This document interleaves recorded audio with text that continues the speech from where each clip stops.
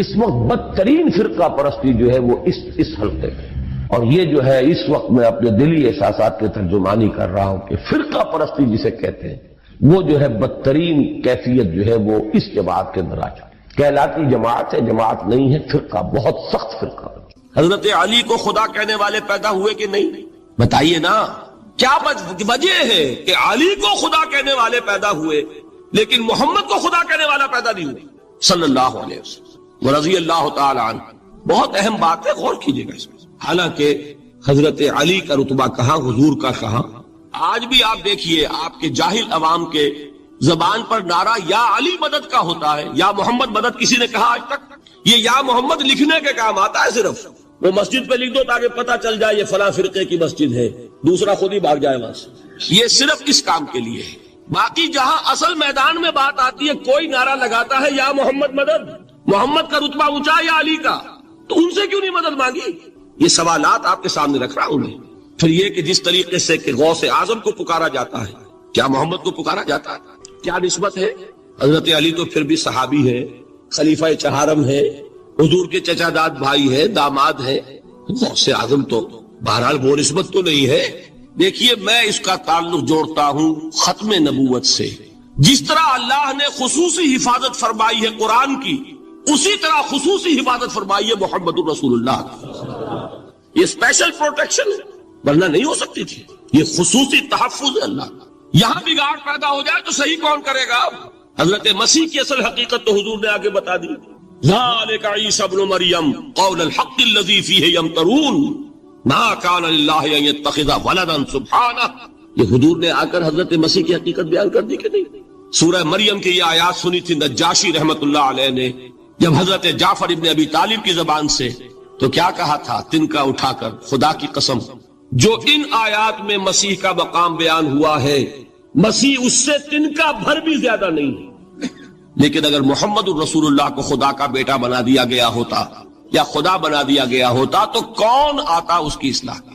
جیسے قرآن مجید کا تحفظ ہے ایسے ہی محمد الرسول اللہ کا تحفظ ہے۔ وہ تحفظ ہوا کیسے ہے؟ جتنا قرآن مجید نے ایمفیسائز کیا حضور کی بشریت کو، قل انما انا بشر مثلکم، اے نبی ان کو بتاتے رہیے، بار بار بتائیے کہ مجھے کچھ اور نہ بنا لینا، میں بھی بشر ہوں، انسان ہوں۔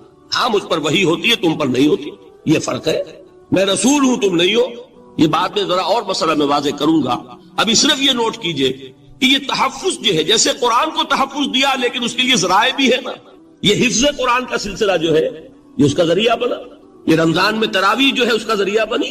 ہمارے ملکوں کے اندر تو حفاظ کو مسجدیں نہیں ملتی، تلاش کرتے پھرتے ہیں، اور ایک جیسا کہ اینول جشن ہوتا ہے قرآن مجید کا، ہر حافظ اپنا حفظ تازہ کر رہا ہے، حفاظ لگے ہوئے ایک دوسرے کے ساتھ تازہ کرنے میں۔ یہ ذریعہ ہے اللہ تعالیٰ نے کہ جس کے ذریعے سے قرآن کو محفوظ کیا۔ تو حضور کو جو حفاظت دی اس کا ایک طریقہ کیا ہوا؟ قرآن مجید میں حضور کی بشریت کا نمایاں کرنا، اور دوسرا یہ کہ خود حضور نے ایسی باریک بینی سے روکا۔ یہ بھی آپ کو پسند نہیں تھا کہ میں آؤں تو تم کھڑے ہو جاؤ، سنا کہ نہیں سنا آپ نے؟ صحابہ کو آپ روکتے تھے۔ ایک صحابی کی زبان سے نکل گیا ما شاء اللہ و ما شئت، جو اللہ چاہے اور جو آپ چاہیں، فوراً ٹوک دیا اجعلتنی للہ ندا، کیا تم نے مجھے خدا کا مد مقابل بنا دیا؟ مشیت صرف اس کی ہے۔ یہ روک ٹوک یہ وہ چیزیں ہیں کہ جس کی بنا پر اللہ نے تحفظ عطا فرمایا۔ یہ جو آپ نے فرمایا میری قبر کو اسی جلسے اور جشن کا مرکز نہ بنا لینا، فرمایا کہ نہیں فرمایا؟ اللہ تعالیٰ لعنت فرمائے بنی اسرائیل پر کہ انہوں نے اپنے نبیوں کی قبروں کو وہ میلہ گاہ بنا لیا۔ یہ ساری وہ ہیں، یہ تحفظات ہیں، یہ بچاؤ ہے، یہ امت کو متنبہ کیا جا رہا ہے کہ محبت اور عقیدت کا غلو جیسے پہلے ہوا، یا اہل الکتاب لا تغلو فی دینکم، اے کتاب والو اپنے دین میں غلو سے کام نہ لو۔ یہ غلو محبت، غلو عقیدت ہے جس کی بنا پر وہ خدا کے بیٹے بنا دیے گئے، اور اگر وہ ہوتا یہاں اللہ کا نہ معلوم اللہ کے برابر کس طریقے سے حضور کو بنا دیا جاتا، لیکن قرآن نے خود حضور نے اس کی پیش بندی کی، جس کا ظہور ہم دیکھ رہے ہیں کہ اللہ کے فضل و کرم سے یہ امت تا حال بحیثیت مجموعی محفوظ ہے۔ البتہ دیکھیے شاعروں کی باتیں اور ہوتی ہیں، اور عوام کی اور واعظوں کی اور نعت گوؤں کی باتیں جو ہے وہ اور ہیں۔ میں جس چیز کی نفی کر رہا ہوں وہ علماء کی بات ہے۔ شاعروں کا تو قرآن مجید کے اندر خود ہی بھاڑا پھوڑ دیا اللہ نے، والشعراء يتبعهم الغاوون الم تر انهم في كل واد يهيمون انهم يقولون ما لا يفعلون. مبالغہ نہ کریں تو شعر میں رنگ ہی پیدا نہیں ہوتا. پھر شعر کائے کو کہنا ہے نثر کہو بھائی. مبالغے سے اس میں ایک تاثیر پیدا. وہ مبالغے ہمارے شاعروں نے ہمارے نعت گاؤں نے کیے ہیں اور اس میں اللہ تعالیٰ انہیں معاف کرے بالکل اوتار کر الفاظ بھی استعمال کر دیے. وہی جو مستوی عرش تھا خدا ہو کر اتر پڑا وہ مدینے میں مصطفیٰ ہو کر. بتائیے رام چندر جی کے بارے میں جو عقیدہ ہے اب کیا فرق رہ گیا؟ بال برابر فرق ہے یا کوئی؟ اور نقطے پیدا کرتے ہیں. مدینے کی مسجد میں ممبر کے اوپر بغیر عین کا ایک عرب ہم نے دیکھا. کیا سمجھ میں آیا؟ عرب میں سے عین نکالا کیا بنا؟ یہ نقطہ آفرینی ہے. اسی طریقے سے ہماری شاعری میں کچھ ہماؤست کا رنگ بھی پیدا ہو گیا. خود کوزاؤ خود کوزا کرو خود گلے کوزا خود رند صبو کش خود برسر کوزا خریدار بے آمد بشکست و رواں شد. وہ خود ہی کوزا ہے، خود ہی مٹی ہے جس سے کوزا بنا ہے، خود ہی کوزے کا بنانے والا ہے. سمجھ رہے؟ الفاظ تو بڑے پیارے ہیں، بڑے مزیدار ہیں، آدمی ایک دفعہ وجد میں آ جاتا ہے. لیکن ہے کیا؟ وہی ہے نا کہ وہی جو برف تھا پگھل کر پانی بن گیا. خود کوزاؤ خود کوزا کرو خود گلے کوزا خود رند صبو کش. خود ہی اس کوزے میں شراب ڈال کے پیتا بھی ہے، خود ہی مٹی ہے، خود ہی وہ بنانے والا ہے، خود ہی کوزا ہے، خود ہی اس میں شراب ڈال کے پیتا بھی ہے اور خود ہی اس کوزے کو توڑ کر اپنا راستہ بھی لیتا ہے.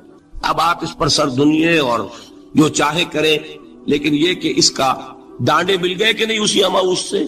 لیکن یہ کسی مفتی کی بات ہے کیا؟ یا کسی ائمہ دین میں سے کسی کا قول ہے؟ بھائی شاعروں کی باتیں سن لیا کریں. اللہ اللہ خیر سن کریں.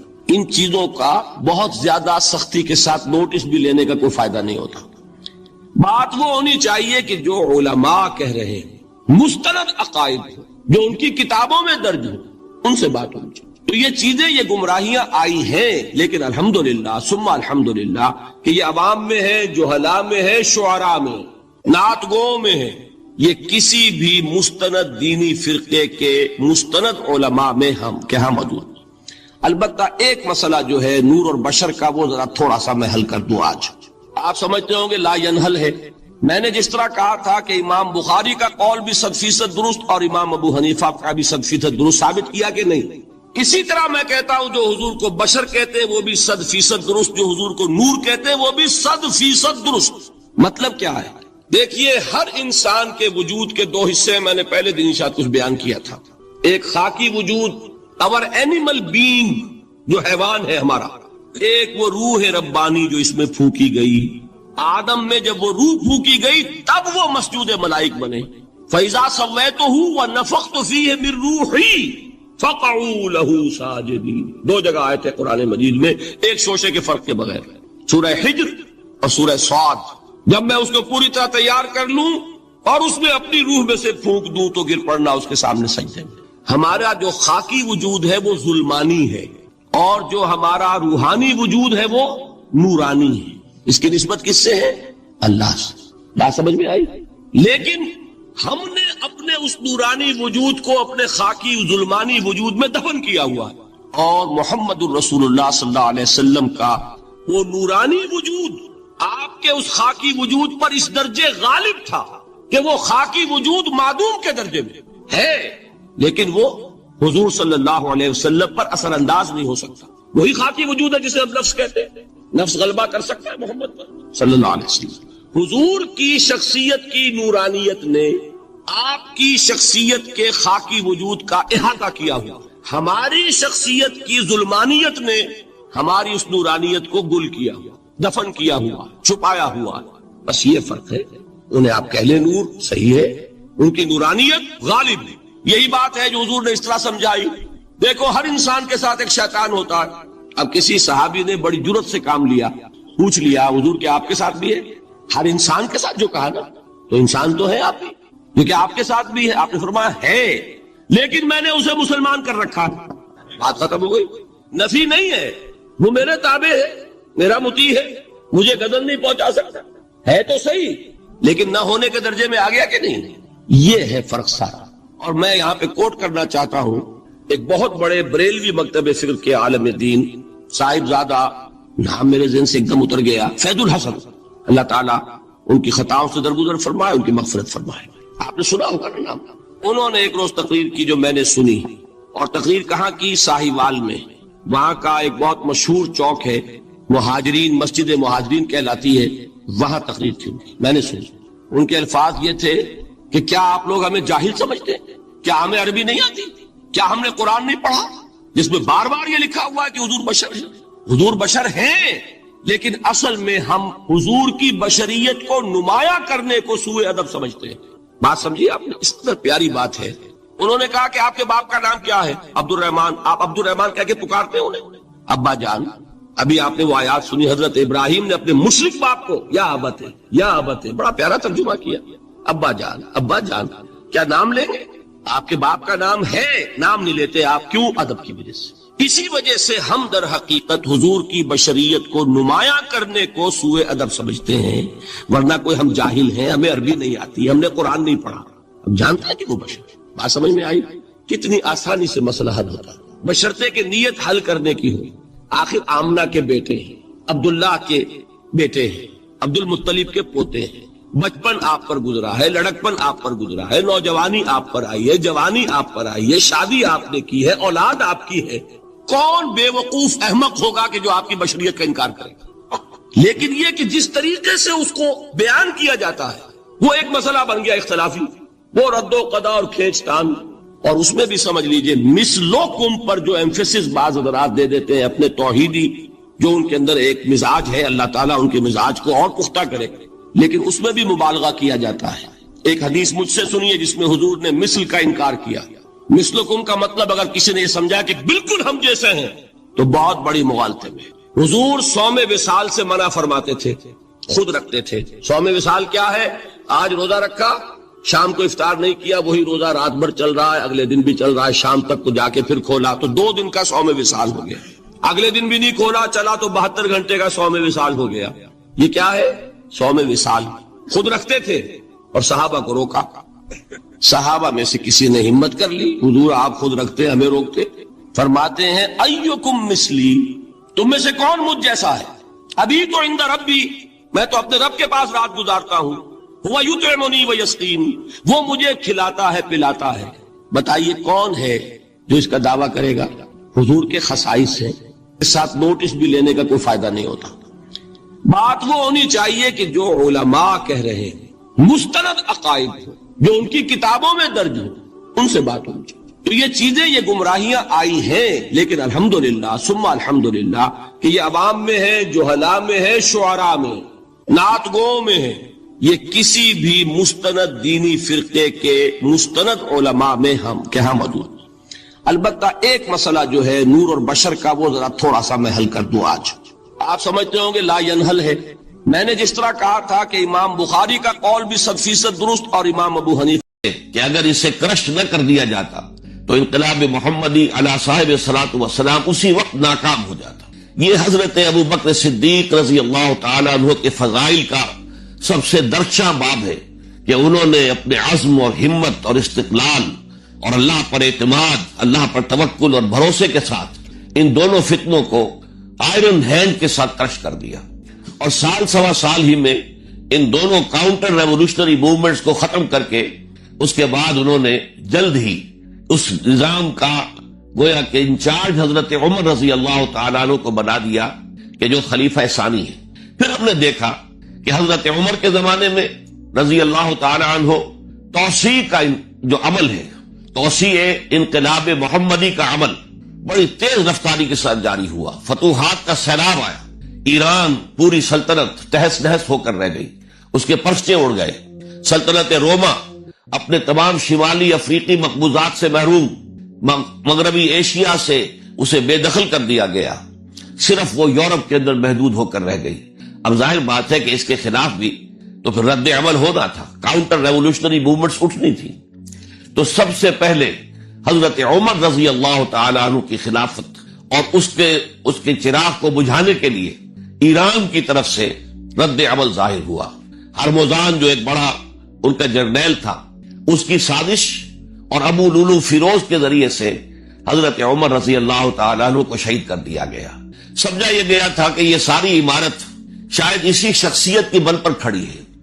لہذا جب میدان سے حضرت عمر ہٹ جائیں گے تو یہ خلافت کی پوری عمارت جو ہے وہ زمین بوس ہو جائے گی. لیکن معلوم ہوا یہ عمارت محمد کی بنائی ہوئی تھی صلی اللہ علیہ وسلم.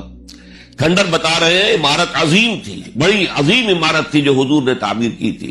لہذا حضرت عمر کی شہادت سے کوئی فرق واقع نہیں ہوا. حضرت عثمان رضی اللہ تعالیٰ عنہ آ گئے میدان میں، اور میں بتا چکا ہوں آپ کو کہ ان کے میں دور خلافت کے جو 12 سال ہیں ان میں سے پہلے 10 سال بالکل حضرت عمر فاروق رضی اللہ تعالیٰ عنہ کی خلافت کے دور کی مثال ہے. اسی تیزی کے ساتھ انقلاب جو ہے آگے بڑھ رہا تھا، فتوحات کا دائرہ پھیل رہا تھا، اور اندرون ملک پورا امن، سکون، اطمینان اور چین تھا. لیکن ان کی دور خلافت کے آخری دنوں میں اب یہودیوں کی طرف سے رد عمل اور ایک کاؤنٹر ریولوشنری موومنٹ عبداللہ ابن سبا کے ذریعے سے، کہ جس نے اسلام کا لبادہ اوڑھا اور منافقت کے پردے کے ساتھ وہ عالم اسلام میں داخل ہوا. اور اس نے چونکہ دیکھ لیا پرانی چمکنش ہے، پرانی چشمک ہے جو قریش کے 2 بڑے قبیلوں کے مابین یا 2 بڑے گھرانوں کے مابین چلی آ رہی تھی، بنو ہاشم، بنو امیہ. تو پہلے 2 خلفاء جو تھے وہ نہ بنو ہاشم سے تھے نہ بنو امیہ سے تھے. حضرت ابو بکر صدیق بنو تیم سے تھے، حضرت عمر بنی عدی میں سے تھے، لیکن حضرت عثمان اب بنو امیہ میں سے تھے. اس کو انہوں نے گویا کہ دکھتی رگ بنا کر پکڑا اور پروپیگنڈا شروع کیا کہ خلافت تو بنو ہاشم کا حق ہے، کیونکہ حضور ہاشمی تھے صلی اللہ علیہ وسلم. تو گویا کہ عثمان غاصب ہیں رضی اللہ تعالی عنہ، بلکہ ان سے دونوں پہلو جو تھے حضرت عمر اور حضرت ابو بکر وہ بھی غاصب ہیں. اس کے ساتھ ہی فتنے کی مختلف شکلیں انہوں نے شروع کی. یہ الفتنۃ الکبریٰ کہلاتا ہے ہماری تاریخ میں، عظیم ترین فتنہ، جس کے نتیجے میں حضرت عثمان رضی اللہ تعالیٰ عنہ شہید ہو گئے. اور ان کی شہادت کے بعد اگرچہ خلافت حضرت علی رضی اللہ تعالیٰ عنہ کے ہاتھ میں آئی، لیکن یہ کہ باہمی خانہ جنگی کا وہ سلسلہ شروع ہوا جو حضرت علی کے دور خلافت جو 5 سالوں پر مشتمل ہے اس کے دوران مسلسل خانہ جنگی رہی. ایک طرف شیعان علی تھے، دوسری طرف شیعان عثمان آ گئے جو حضرت عثمان رضی اللہ تعالیٰ عنہ کے قتل کے قصاص کے مطالبے کو لے کر سامنے آئے. جنگ جمل ہوئی، ایک رات میں 10,000 مسلمان شہید ہوئے. جنگ صفین میں 74,000 مسلمان شہید ہوئے. جنگ نہروان میں پھر 4,000 مسلمان شہید ہوئے. یہ شہادتیں جو چل رہی تھی یہ کس لیے چل رہی تھی کہ جو بھی عمارت خلافت کی قائم ہوئی تھی اب اسے قائم رکھا جائے. اغیار کی طرف سے جو سازشیں ہو رہی ہیں، جو حملے ہو رہے ہیں، اسے ختم کرنے کے لیے ان کا مقابلہ کیا جائے. تو یہ اور اس کا یہ دور ختم ہوتا ہے حضرت علی کی شہادت پر رضی اللہ تعالی عنہ. اور یہ بات نوٹ کر لیجئے کہ حضرت علی کو شہید کرنے والے وہ خارجی تھے. عبد الرحمن ابن ملجم خارجی طبقے سے تعلق رکھتا تھا جو پہلے حضرت علی کے لشکر میں شامل تھے، لیکن جب حضرت علی نے رضی اللہ تعالی عنہ تحکیم اور ثالثی کی تجویز قبول کر لی تو وہ ناراض ہو گئے کہ اللہ تعالیٰ ہی ہے حاکم اور حکم، ان الحکم الا للہ. یہ انسانوں کو حکم کیوں بنا لیا گیا؟ اور اس میں اتنی شدت اختیار کی کہ وہ علیحدہ ہو گئے. اس لیے انہیں خوارج کہا گیا. انہوں نے رائے یہ قائم کر دی جو مسلمان کبھی کوئی گناہ کبیرہ کا ارتکاب کرے گا وہ کافر قرار پائے گا. جب کافر ہوگا تو گویا کہ مرتد ہے تو واجب القتل، اس کا مال، اس کی عزت سب مباح ہے. یہ ہمارا سب سے پہلا گمراہ ترین فرقہ تھا. انہی میں سے 3 افراد نے بیٹھ کر اسکیم بنائی کہ یہ 3 افراد ایسے ہیں کہ جن کو اگر میدان سے ہٹا دیا جائے تو شاید مسلمانوں کی باہمی خانہ جنگی ختم ہو جائے اور مسلمان پھر کسی ایک خلیفہ پر راضی ہو جائیں. اور یہ تینوں کافر ہیں، معاذ اللہ ثم معاذ اللہ. حضرت علی کافر ہیں، ان کو قتل